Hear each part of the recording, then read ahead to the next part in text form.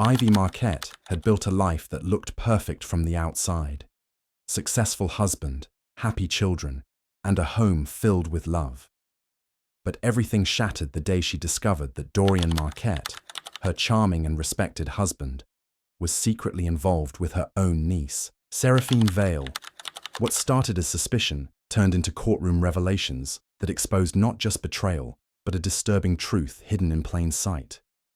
Ivy Castellano's life looked flawless from the outside. She lived in a beautiful 3-story home tucked in the upscale neighborhood of Brook Hollow, where manicured lawns and quiet streets gave the illusion of peace. Ivy was admired by many, known for organizing local charity events and always offering a helping hand.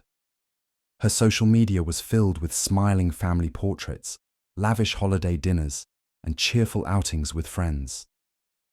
Married for 15 years, to Dorian Castellano, a well-groomed financial advisor with an impeccable reputation, Ivy believed she had secured a life of comfort and stability.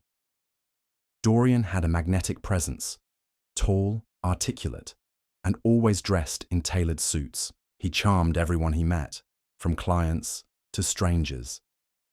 He carried himself with a calm authority that made people trust him instantly. Ivy often said she felt lucky to be married to a man so dedicated to his family. They had 2 children, ages 10 and 13, both enrolled in private schools and active in extracurriculars. Their household ran like a well-oiled machine, and Ivy took pride in managing every detail with perfection. The Castellano home was often filled with guests. Ivy loved entertaining and keeping the family close. Among the frequent visitors was Ivy's niece, Seraphine Vale. Seraphine, the daughter of Ivy's younger brother, was 20 years old and studying psychology at a university in a neighboring city. With her striking green eyes, long auburn hair, and soft demeanor, Seraphine quickly became a favorite among Ivy's friends. She often stayed over during weekends, citing the stress of school and the long commute. Ivy treated her like her own child, often giving her new clothes, cooking her favorite meals, and even helping pay for her textbooks. Seraphine always expressed gratitude and affection toward Ivy, and there was never any reason to doubt her intentions. She would help with the children, assist in setting up for Ivy's charity events, and sometimes sit in on Dorian's business dinners at the house. Ivy loved having her around, and often praised her niece's maturity and intelligence. Dorian also seemed fond of Seraphine, though Ivy never thought much of it. It wasn't unusual for him to compliment her achievements or ask about her classes. Ivy believed it was just part of his charm. He was good with people, especially family. But, over time, small oddities began to surface. Ivy would sometimes enter a room and feel the energy shift, like something had been interrupted. She once walked into the study to find Seraphine sitting in Dorian's chair, laughing at something on his phone. They both looked surprised to see her, though they quickly dismissed it as a joke about a meme. Another time, Ivy overheard a conversation, cut short the moment she entered the kitchen. Still, she convinced herself she was overthinking. After all, families were close, especially theirs. Things started to truly unravel one spring evening. Ivy had planned a quiet dinner to celebrate Seraphine's academic award. While setting the table, she went to retrieve her cherished diamond, wedding ring, which she had taken off earlier while washing dishes. The ring, a family heirloom passed down from her grandmother, was always placed in the same spot beside the kitchen sink. But it was gone. Ivy searched the entire area and asked everyone in the house, but no one claimed to have seen it. Dorian told her she was probably just tired and had misplaced it. Seraphine suggested it may have slipped down the drain and offered to help look. Though Ivy smiled and nodded, something in her gut told her it wasn't a simple mistake. She didn't accuse anyone, but she didn't let it go either. A week later, Seraphine arrived for another weekend stay. Ivy noticed a ring on her niece's finger that looked eerily similar to the one she had lost. When she casually asked about it, Seraphine responded that it was a vintage find she had ordered online. Ivy tried to believe her. She nodded politely, but her thoughts spun with doubt. From that day on, Ivy couldn't shake the feeling that something was wrong. Her home didn't feel like her sanctuary anymore. She began paying attention to details she once ignored. Glances exchanged, doors quietly closed, the way Seraphine's perfume lingered in the hallway near the master bedroom. And then came the day Ivy found the note. While dusting Dorian's home office, a folded piece of paper fell from between two books on the shelf. She picked it up, curious, and read the contents. It was handwritten in cursive, signed with an S. The message was short but unsettling. It hinted at secrecy and intimacy. Ivy stared at the paper, her hands trembling. She photographed it quietly and placed it back. The truth, whatever it was, had begun to crack through the polished surface of her life, and Ivy Castellano, once proud of her perfect world, realized she might be living in the middle of something far more sinister than she had ever imagined. After discovering the mysterious note in Dorian's office, Ivy's mind refused to rest. The perfect narrative she had built over the years began to fracture under the weight of suspicion. Her instincts, once muted by trust and routine, now screamed for answers. But instead of confronting Dorian or Seraphine, Ivy chose silence. She needed proof. And more importantly, she needed clarity, not just for herself, but for the sake of her children, whose lives hung delicately on the threads of stability she had always worked so hard to maintain. In the weeks that followed, Ivy became an observer in her own home. She began tracking Seraphine's visits more closely, noting the time she arrived, where she stayed, and how Dorian reacted to her presence. Ivy started documenting everything in a private journal she hid, inside a hollowed-out cookbook in the kitchen. On the surface, life in the Castellano home remained unchanged. Family dinners, weekend movie nights, charity events. But behind Ivy's soft smiles was a mind in overdrive, connecting dots no one else seemed to notice. One evening, Ivy found a small camera in a tech store, discreet, wireless, and easy to conceal. She bought several and spent the night placing them strategically around the house. One behind the bookshelf in Dorian's office, another above the hallway that led to the bedrooms, and a third inside the guest room where Seraphine usually stayed. It wasn't easy, and the guilt gnawed at her, but Ivy convinced herself it was necessary. Trust had become a luxury she could no longer afford. It didn't take long for the cameras to start feeding her evidence. The footage from the hallway was the first to deliver a crushing blow. Late at night, when the rest of the house was asleep, Seraphine would leave the guest room in nothing but a t-shirt and quietly enter the master bedroom. On one occasion, she stayed for nearly an hour. Ivy watched in silence, replaying the footage over and over, her heart breaking a little more each time. The betrayal was no longer a question. It was now a living, breathing truth. But the most disturbing part wasn't just the physical proximity between them. It was the comfort, the familiarity, the way Dorian greeted her niece as if this had been happening for some time. There was no hesitation, no guilt in his posture. Ivy couldn't understand it. How could someone she had trusted so deeply live a second life under her roof? And how could Seraphine, the girl she had raised like a daughter, be capable of such calculated deception? Unable to sleep, Ivy began digging further into Seraphine's life. She logged into the family laptop, one Seraphine often used when visiting, and searched the browsing history. What she found chilled her. Deleted messages, recovered from the browser cache, showed emails between Dorian and Seraphine, written in a private language of euphemisms and half-truths. There were even references to future plans, travel destinations, dates, and an ominous line that read, "We just need to wait a little longer. Everything will be ours." With her reality in freefall, Ivy contemplated her next move. She considered confronting them both, but fear held her back. The scandal, the disgrace, it would ripple through every part of her life. Her children, her reputation, her marriage. She had built too much to watch it collapse in a single emotional confrontation. Instead, Ivy turned to someone she hadn't spoken to in years, her childhood friend Melina Dry, now a respected attorney in the city. Ivy didn't explain everything, only enough to make her friend concerned.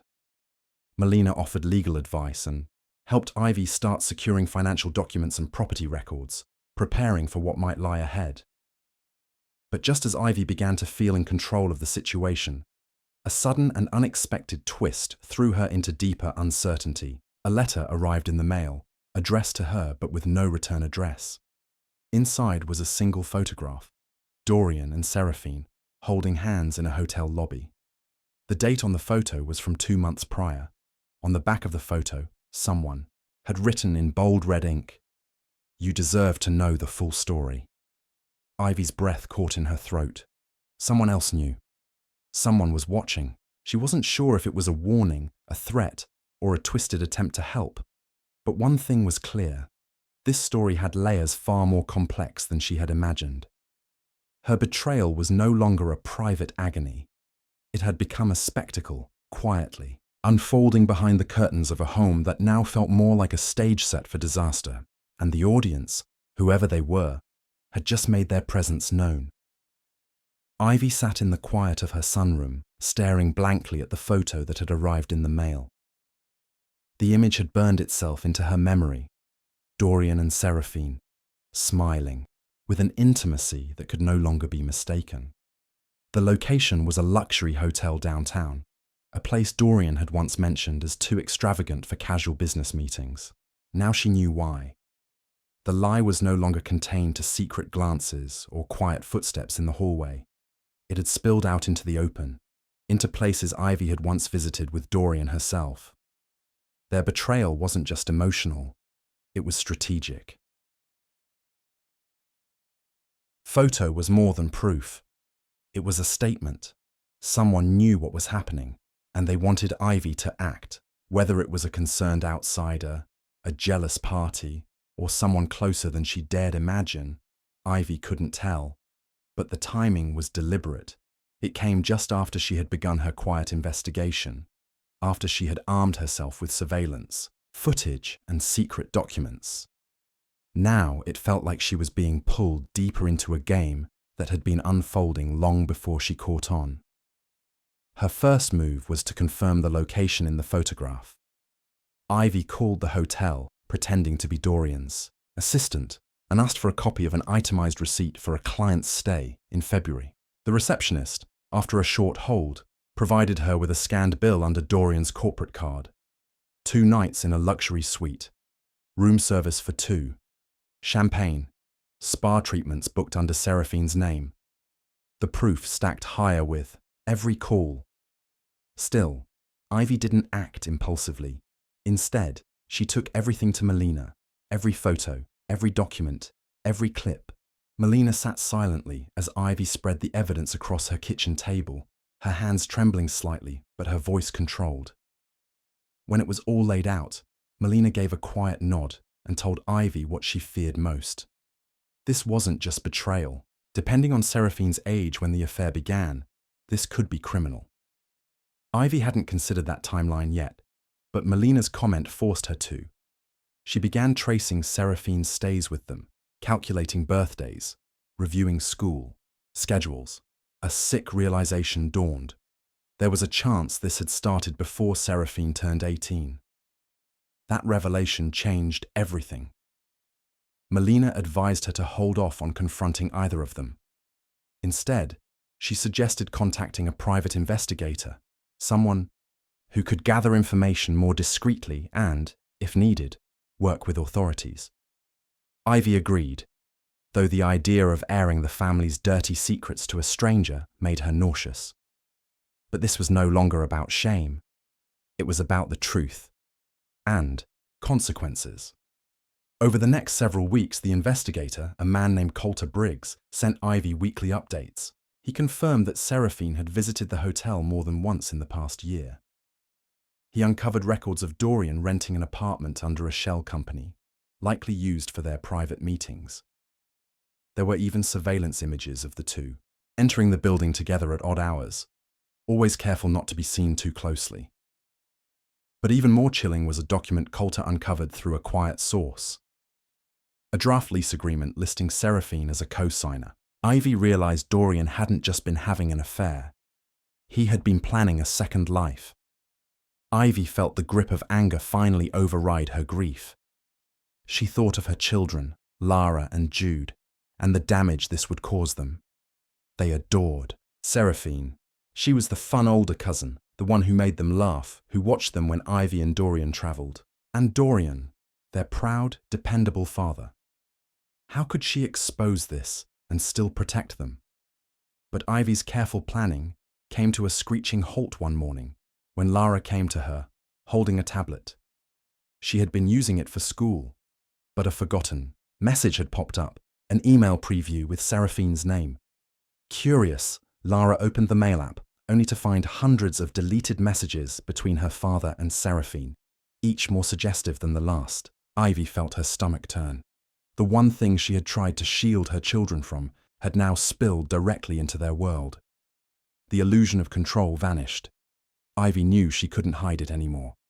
The children had already begun asking questions about Seraphine's constant visits, about their parents' cold interactions, about why Dorian had been sleeping in the guest room. Ivy had tried to keep the threads from unraveling, but now they were slipping through her fingers. Still, she remained composed. She made copies of the messages, added them to her growing archive, and locked them in a portable safe hidden beneath the bed. There would be a reckoning, but it would happen on her terms, not theirs. Unbeknownst to Ivy, however, someone else was preparing for battle too. Dorian had grown suspicious. He noticed things, missing documents, altered drawer contents, even the subtle change in Ivy's demeanor. He didn't know how much she knew, but he had begun preparing his defense, crafting a version of the story that would paint Ivy as unstable, paranoid, even vengeful. Neither of them realized the war was already in motion, and soon, the courtroom would become the battlefield where truth and betrayal would clash under the weight of judgment. The courtroom buzzed with quiet tension as Ivy entered, clutching a slim folder of evidence close to her chest. The day had come. A divorce hearing that was expected to be routine had morphed into something far more dramatic. Lawyers, journalists, and curious onlookers filled the benches, drawn by whispers of an illicit affair, forged documents, and the unraveling of a seemingly perfect family. But none of them knew the full weight of what was about to be revealed. Ivy had stayed silent for months, letting the truth simmer beneath a calm surface. Today, she would let it boil over. Dorian sat on the opposite side of the courtroom, flanked by his attorney. His expression was blank, his tie carefully chosen, his suit immaculate. Beside him, Seraphine sat uneasily, avoiding eye contact with Ivy. She had no legal reason to be there, but her presence said everything. She was no longer a hidden figure in this twisted story. She had chosen to show up, publicly aligning herself with the man who had once promised Ivy forever. As the hearing began, Ivy's attorney laid the groundwork. He started with the marriage, its duration, their shared assets, the children. Then, he slowly introduced the affair. Emails, photographs, hotel receipts. The courtroom shifted.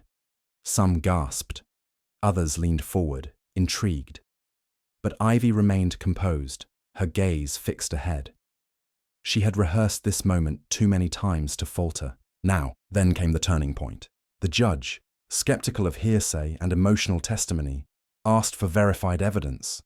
That's when Ivy handed over the folder. Inside were not just the messages and photographs, but the apartment lease with Seraphine's name, the private investigator's report, and a digital record of messages found on the family tablet. The judge skimmed the contents, his face unreadable. Dorian's lawyer objected, claiming the materials were obtained through questionable means. But Ivy's legal team had anticipated this. Every document had been vetted and time-stamped. The evidence was airtight. The objection was overruled. That moment felt like a shift in gravity. Then, Ivy's attorney made a bold move. He introduced a timeline correlating Seraphine's visits with her age, implying that the affair may have begun while she was still a minor. The courtroom stilled. Dorian visibly tensed. Seraphine's eyes widened in alarm. This accusation changed everything. If true, it wasn't just infidelity. It could be criminal. The judge ordered a short recess, requesting additional documentation to confirm the dates. Ivy's team complied, submitting a calendar compiled from school records, flight itineraries, and digital timestamps. It suggested that Seraphine had stayed in the family home several times before her 18th birthday, at least one of those visits overlapping with dates of suspicious communications. When court resumed, the judge requested Seraphine be questioned. Though she wasn't officially a defendant, her presence and relevance to the case made her a critical witness. Seraphine was sworn in, her voice unsteady, as she confirmed some of the emails were hers. When asked directly about the timing of the relationship, she hesitated. Her answer, a vague recollection of sometime after turning 18, was met with visible skepticism. Dorian's team scrambled to regain control. They argued that Ivy was exaggerating, painting a narrative fueled by resentment and personal vendetta. But the evidence continued to speak louder than speculation. The judge asked if there were more witnesses. Ivy nodded. Melina had agreed to testify. Having seen signs of the relationship before Ivy even suspected it, her testimony was sharp, unwavering. She recalled moments that now seemed obvious, lingering touches, unexplained absences, gifts that didn't match their explanations. The hearing dragged into the afternoon, every detail peeling back another layer of deceit. Dorian, once the composed and respected husband, looked increasingly rattled, his clean-cut image fractured under the weight of mounting accusations. The calm confidence he had walked in with had dissolved. Seraphine, now visibly shaken, left the courtroom during another break and did not return. As Ivy watched Dorian sit alone, flipping through papers in desperation, she felt a strange mix of emotions, relief, anger, and sorrow, all tangled into one. She hadn't wanted this war, but she had been forced into it, and in the process, she had discovered a strength she didn't know she had. Her quiet resolve had become her armor. Her pursuit of the truth had become her weapon. By the end of the day, the judge had yet to make a final ruling, but it was clear where the scale was tipping. Ivy had not just proven infidelity, she had revealed a pattern of deceit, manipulation, and potential abuse of power. Dorian's credibility was in shreds. The court ordered further investigation into the timeline of the relationship, and a separate hearing was scheduled to determine whether criminal charges were warranted. Outside the courthouse, reporters circled like hawks. Ivy ignored them. She didn't want fame, pity, or attention. All she wanted was closure, for herself, for her children, and for the life she was now ready to rebuild. The legal fight wasn't over, but the most damning secrets had finally been pulled into the light. What remained now was justice. Weeks passed after the courtroom drama, but the impact of what had unfolded still rippled through the lives of everyone involved. The town buzzed with whispers, rumors, and judgment. Ivy, once known only as the elegant wife of a respected entrepreneur, had become a symbol of quiet strength and betrayal unveiled. Her face was splashed across local news reports. She didn't crave the attention, but the story had taken on a life of its own. Dorian had gone into hiding. His business partnerships dissolved almost overnight. Clients withdrew, investors pulled out, and former associates distanced themselves as though his disgrace was contagious. The media had a field day with the details that emerged. Anonymous sources fed the narrative, sharing things that Ivy herself hadn't even known. Private text messages leaked online. Screenshots showed Dorian and Seraphine joking about Ivy, making arrangements while Ivy cooked dinner or read to the kids in the next room. It was cruel, humiliating, and yet oddly empowering. Confirmation that Ivy had not been paranoid or bitter, just misled for far too long. Seraphine, once the vibrant and ambitious niece with a promising future, was left floundering in the aftermath. Her scholarship was revoked after a university ethics board reviewed her conduct. She moved out of the city, her social accounts wiped clean, her family ties severed. No one reached out to defend her, not even her mother. Shame clung to her like a second skin. The court's investigation into the age-related allegations continued. Detectives began digging deeper into Dorian's digital footprint. Old messages, archived emails, and deleted conversations were recovered. The timeline became clearer. The affair had begun when Seraphine was still legally underage, during one of her extended summer stays. Though she was only months from adulthood at the time, the law did not see that as an excuse. Prosecutors weighed their options. The scandal had grown into a potential criminal case, one that carried real consequences. Ivy spent her days managing the damage left behind. She explained as gently as she could to her two children why their father wasn't coming home. She kept her routines firm but loving.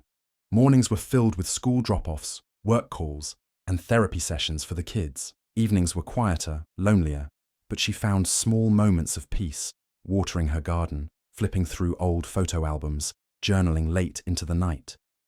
Grief and betrayal had carved deep hollows into her life, but she was determined not to let them define her future.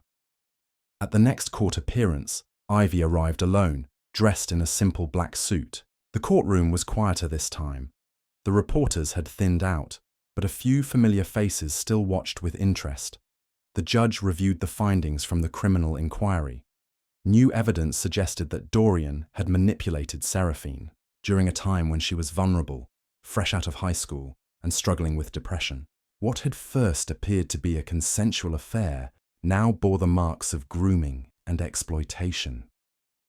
Dorian's attorney tried to argue that the relationship had been one of mutual consent and affection, but the tone had shifted. Sympathy was gone. The judge referred the case to the district attorney for further consideration. A criminal trial was now a real possibility. Ivy didn't feel triumph. The truth had come out, but there was no joy in knowing how twisted it all had been. What mattered most to her was that her children were safe and that the facade had been broken. She would no longer live under the weight of lies. Months later, Ivy finalized the divorce. She kept the house, full custody of the kids, and the last name she had once proudly shared with Dorian. She didn't want it anymore, but she knew changing it would affect her children. In time, she'd revisit that choice. An unexpected letter arrived one evening. It was from Seraphine. The tone was remorseful, but distant. There was no apology strong enough to undo the damage, no explanation that could erase what had happened. Ivy didn't reply. Some wounds weren't meant to be reopened. Life moved forward, slowly but surely. Ivy joined a support group for women who had been through similar betrayals. She formed new friendships, went back to school to finish a degree she had abandoned years ago, and started working part-time for a local non-profit. Her days were no longer filled with deception. They were still hard, but they were hers. The trial against Dorian loomed on the horizon. His attorney filed multiple motions to delay it, but the court pressed on. It was no longer just about betrayal. It was about accountability. In the end, the story wasn't about how Ivy's marriage ended. It was about how she rose from the wreckage, not with vengeance, but with truth. Not with hatred, but with quiet strength. She had walked through fire and emerged not unscathed, but unbroken. And in doing so, she had finally reclaimed her life.